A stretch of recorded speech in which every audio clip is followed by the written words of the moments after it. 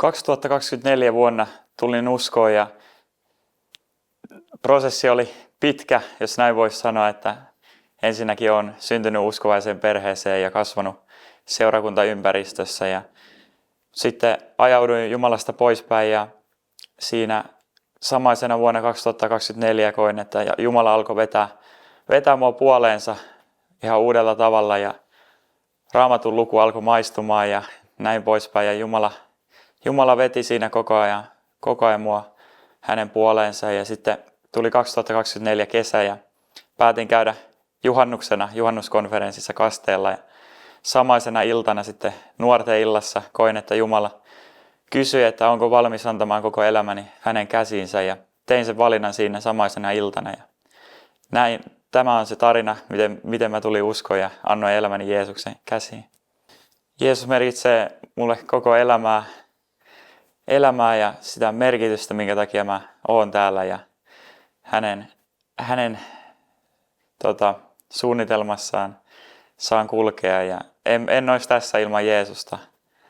puhumassa ja todistamassa, miten Jeesus muutti mun elämän. Koko elämää Jeesus mulle merkitsee. Elämäni muuttui tosi radikaalisti, voisi sanoa, näin ainakin katsoo taaksepäin, että siinä samaisena iltana, kun annoin elämäni Jeesuksen käsin, niin koin syvä rauha tuli mun sydämelle ja koin myös semmoista toivoa tulevaisuuden suhteen, mitä en ollut ennen oikeastaan kokenut ja siitä illasta muuttui oikeastaan kaikki tosi hyvin radikaalisti, että mulla oli omia unelmia ja suunnitelmia mun elämän ylle ja sinä samaisena kesänä sitten koin, että Jumala alkoi muovaamaan niitä ja Jumala antoi uusia unelmia mulle, että koko elämä muuttui silleen, että annoin kaikki Jumalan käsiin ja esimerkiksi ennen tätä hetkeä tavoitteli kilpailullisesti jääkiekko-uraa, mutta sen jälkeen annoin senkin Jumalan käsiin ja lähdin seuraamaan Jeesusta ihan täysin ja se vei sitten uusille teille ja uusille vesille, mitä en osannut ennen sitä todellakaan odottaa. Elämä seurakunnassa merkitsee myös todella paljon, että muistan ekoja kertaa, kun tulin tänne nuorten iltoihin, niin koin heti semmoista merkityksen tunnetta ja otettiin niin kuin ryhmää vastaan hyvin, sai olla oma itsensä ja nämä ihmiset ympärillä on auttanut tosi paljon mua uskon elämässä, vaikeuksissa, haasteissa, mitä ikinä on tullut, niin se on ollut tosi iso turva ja tuki, että on ollut ympärillä ystäviä ja ihmisiä, kelle on voinut kertoa omista haasteista ja kelle on voinut jakaa niistä. Ja myös, että on ollut ihmisiä, jotka on rukoillut mun puolesta.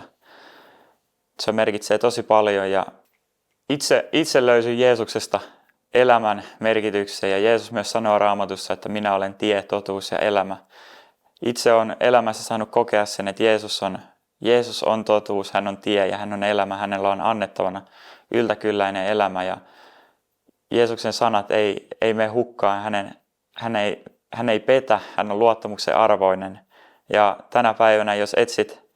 etsit sitä totuutta, omaa elämää, merkitystä ehkä on sydämessä semmoinen tyhjyys sisällä, niin sanon, että Jeesuksesta löytyy sinulle vastaus. Voit vaikka mennä omaan huoneeseen ja rukoilla Jeesuksen puoleen, että Jeesus, jos olet todellinen, niin näytä se minulle, niin uskon, että Jeesus haluaa todellakin näyttää sen, että hän on totta ja hän on totuus ja hänellä on elämä antaa sinulle.